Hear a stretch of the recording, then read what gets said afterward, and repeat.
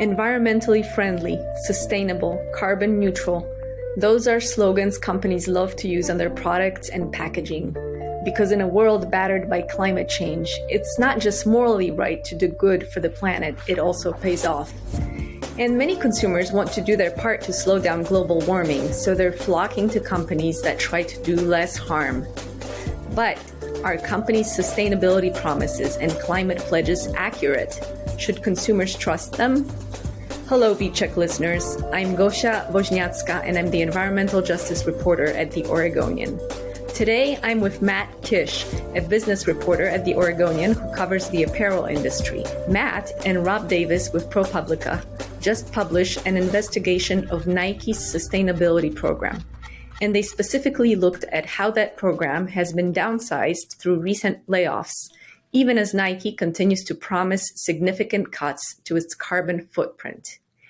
And so today we're going to talk about why apparel companies like Nike are interested in sustainability, how they're planning to fulfill their promises to consumers, and why they may have trouble doing so. So let's get started. Welcome to the show, Matt. Thanks for having me. So I want to start with a global question. Obviously, clothes and shoes come with hidden costs. Why is the apparel industry interested in sustainability, and why should it be? The global footwear and apparel industry represents about 8% of the world's carbon footprint. Consumers care about how products are made. And in recent years, we've seen a lot of corporate pledges to make consumer goods more sustainable. Nike is among those companies that has committed to ambitious climate goals. So Nike is the world's largest sports apparel brand. How does Nike specifically impact the environment? What are some of the key areas where they impact the environment? Yeah, Nike in its corporate disclosure says that its carbon footprint is about the size of the city of Amsterdam, so a city of about 1 million people. Wow. Its disclosures also break down kind of its carbon footprint. And what you see in those disclosures is that about 99% of Nike's carbon impact is in its supply chain. So it's in its factories and shipping and getting products to market. Is where the vast majority of Nike's carbon emissions come from. So we paid pretty close attention to that in our reporting for this story. And what has Nike promised consumers in terms of reducing those impacts, and by when? Yeah, in many ways, we started our story in 2016. So in that year, Nike CEO Mark Parker announced what he called a moonshot goal. And that goal was to double the company's revenue and halve its environmental impact. Since then, the company's carbon emissions are roughly flat, and it's not hit anywhere near that very ambitious goal. Nike's also committed to science-based targets. So science-based targets, some people might know of these.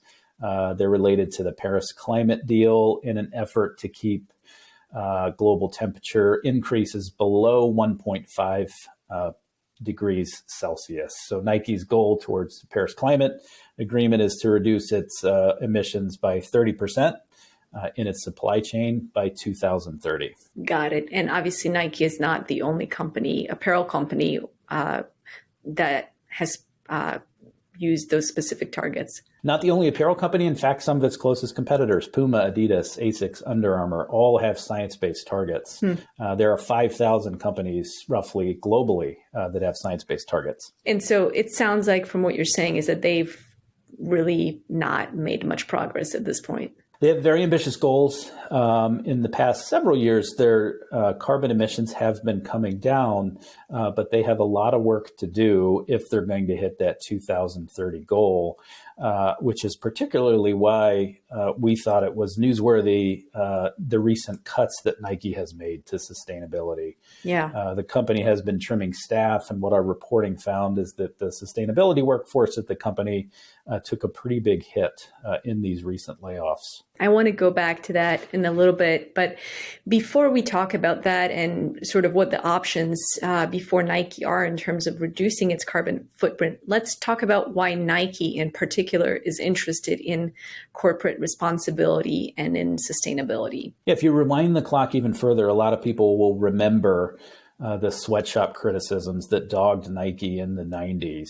Right. The company really looked at environmental work as a way to get ahead of criticisms. Nike wanted to be a leader on the environment. They formed the Nike Environmental Action Team, acronym NEAT, in I believe 1993, and it was charged with making Nike a leader on environmental responsibility.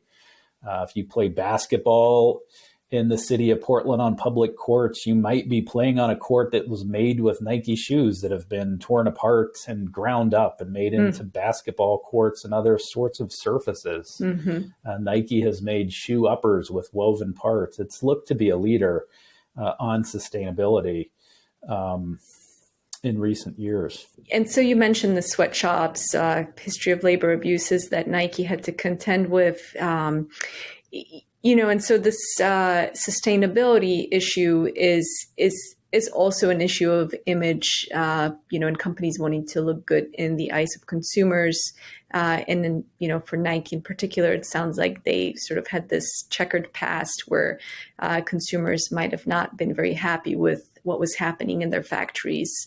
And so here was a way for Nike to lead the way with these climate pledges that were, as you mentioned, quite ambitious for a company of this size. Yeah, in a way that resonates with the brand. The brand is about excellence. It's an aspirational brand. So to have climate goals and to look to be a leader on that at a company that prides itself on kind of its role in terms of bettering sport, bettering the planet, and bettering communities, that all lines up with kind of the Nike mission statement and that aspirational quality to the brand. So Nike is obviously a large company, and the impacts are, multiple in terms of environmental impacts. What were the options before Nike? Like, how did they go about deciding what to focus on in order to reduce their carbon footprint, in order to reduce their impact on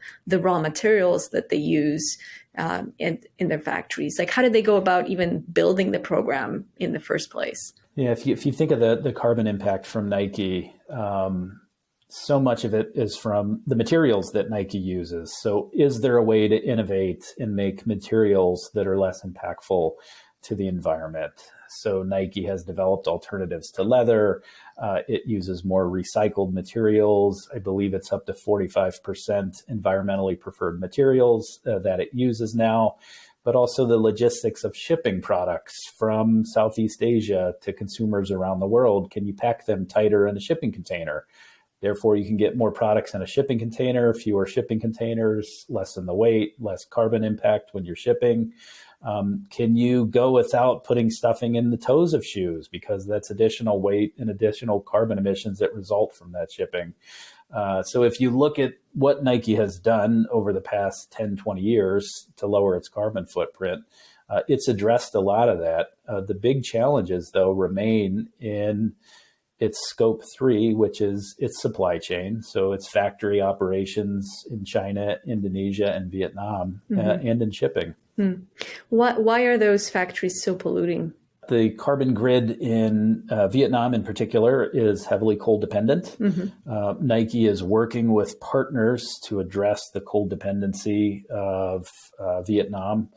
But there is a lot of work still to be done, as you see from where Nike stands now towards its carbon emission goals. So, just to be fair to the company, some of these things are sort of a little outside of its control.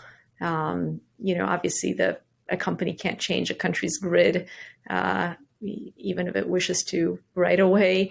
It may, because it's a large company, it may be able to influence the country. But is that sort of a challenge for Nike that some things are sort of out of its hands? It is a challenge. The company did make its chief sustainability officer, J.C. Przybylski, available to us to talk about some of these problems. And she did say that the company continues to work with the Vietnamese government, even on a power purchase agreement that it had reached recently. So it's working to address those problems.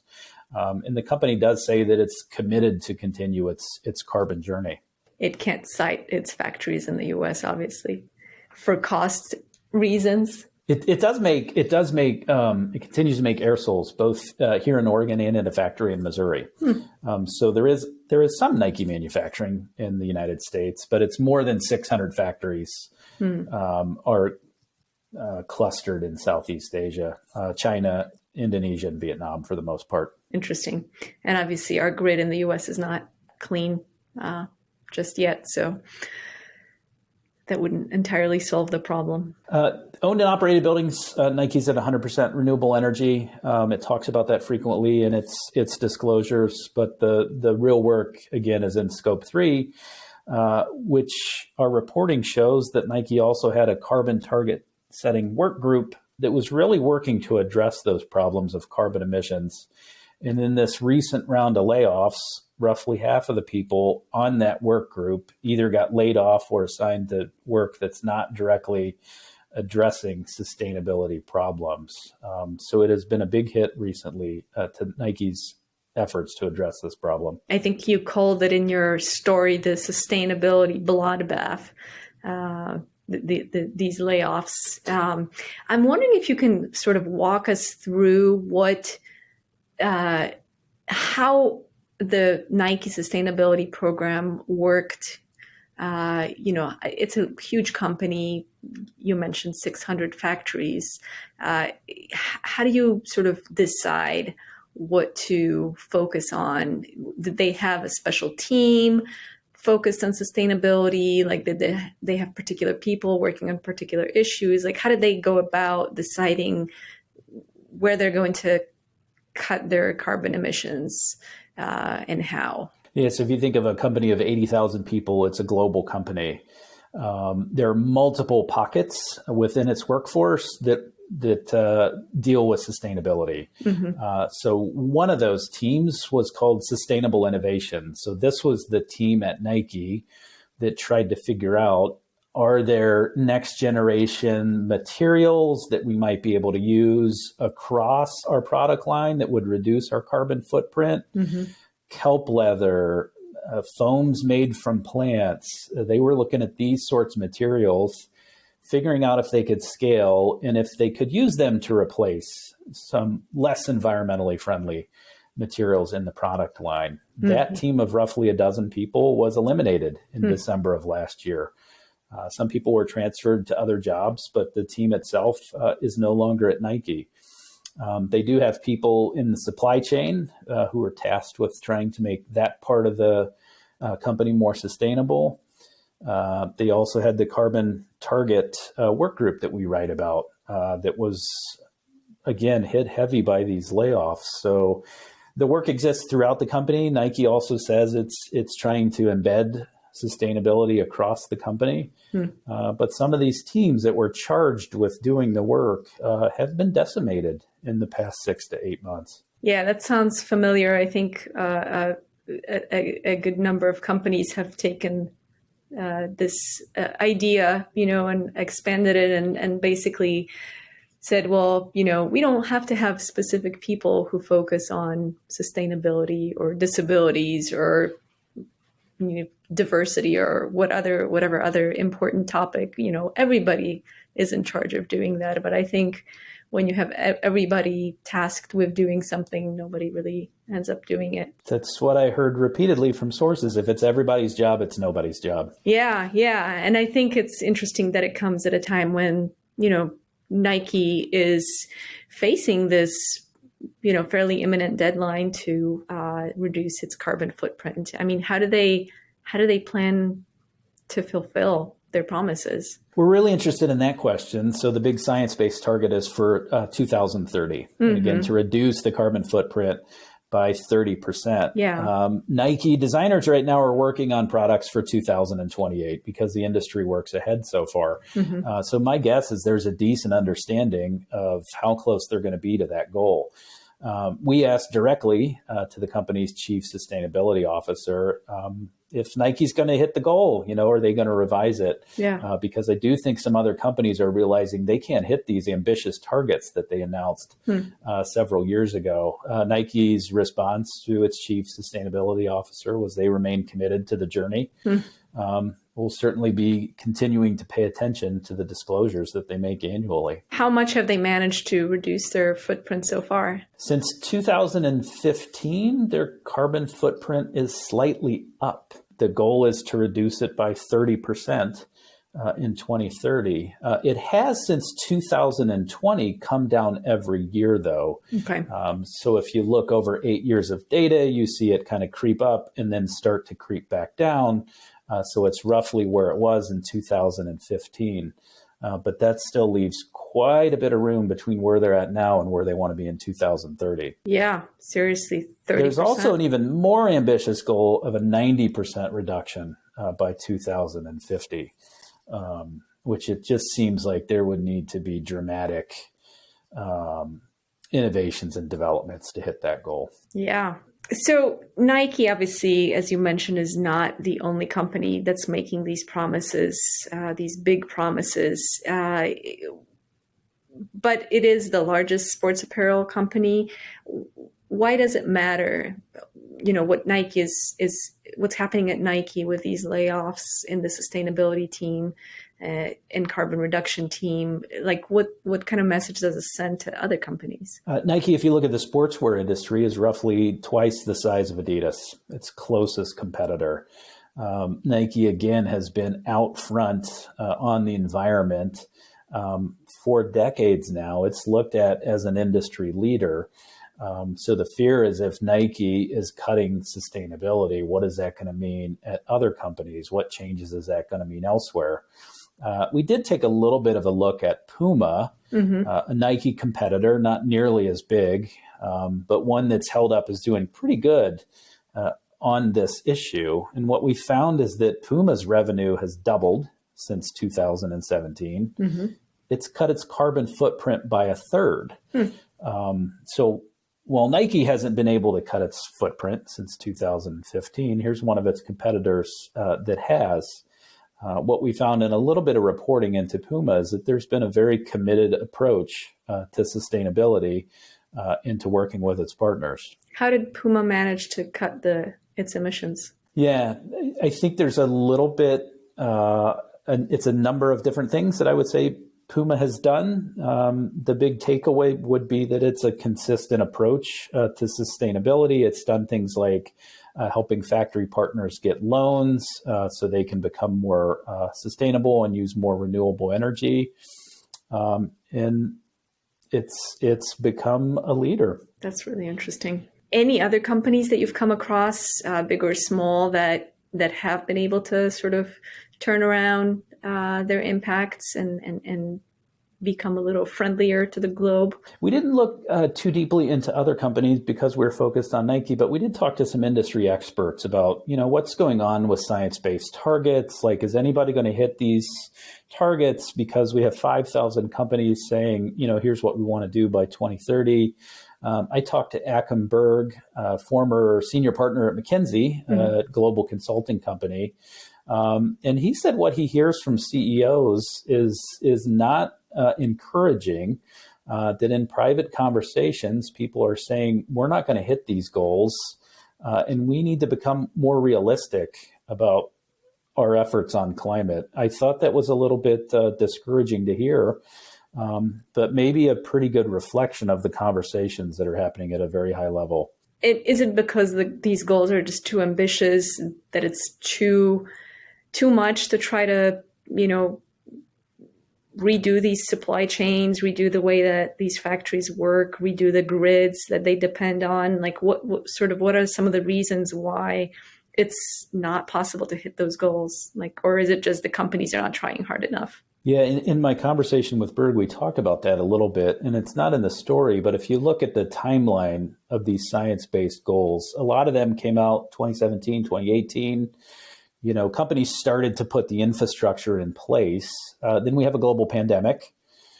Corporate attention goes elsewhere. Companies are focused on other problems in their supply chains. They're even worried about getting products to market on time. All of a sudden, the pandemic's over. We're back at work, and we're a couple years behind where we should have been on this work. And the fashion industry is only 2 years away, because it's designing products for 2028 right now. we're only 2 years away from these 2030 goals if you look at what's being designed and worked on right now. So all of a sudden, these goals are on the horizon and not enough progress has been made. Partly because they've just been distracted by other things, and maybe they're trying to recoup their financial line from the pandemic. Correct. Yeah. A lot of companies struggled during the pandemic, and the focus was on the business and restoring the bottom line. That makes sense. Obviously, this is a big deal for many consumers. Not every consumer cares about sustainability, but I think increasingly a large number of people do. And so I suspect, consumers would be disappointed to know that companies won't hit these targets and are behind and maybe paying less attention to them. And I'm wondering, for consumers who are really concerned about this, short of not buying these products anymore, what else can consumers do if they care about the planet, if they, love the shoes, but, also don't want to contribute more to global warming? Like what can an individual consumer do, if anything? Yeah, I think as journalists, it's something we need to pay more attention to. As consumers, we need to pay more attention. The reporting shows that companies as well, like we all need to be doing more work. So as consumers, that can be, being more thoughtful about how you consume, what you consume. Is it buying more local? Is it using your products longer? Is it shopping secondhand? I think it's a little bit of everything. Yeah. And, I'm not an expert on Nike like you are, but I was interested to read that they have some kind of a reuse program that allows their shoes to get a second life. I'm wondering if you can mention that, something about that. Yeah, and so Nike does a reuse a shoe program where you can donate shoes. They've had limited collections of repurposed apparel where you can buy a Nike product that Nike has taken back and then recirculated to consumers. There are also companies that are putting more information out about their products and what the carbon impact is of a specific sneaker. So that's something that I'm watching as someone who covers the industry. Allbirds has, if you go buy a used car, there's a sticker in the window that says what the mile per gallon is for the car. Allbirds essentially has that for its footwear. So you can see what the carbon impact of this shoe is next to the other one on the shelf. So I think paying more attention to that and how we consume and what we consume is a good start. Yeah. That's great advice. Thank you, Matt. Anything else we should know about this story? No, that's great, Gosha. Thank you for the time. Yeah, of course, Matt. This has been a really important conversation.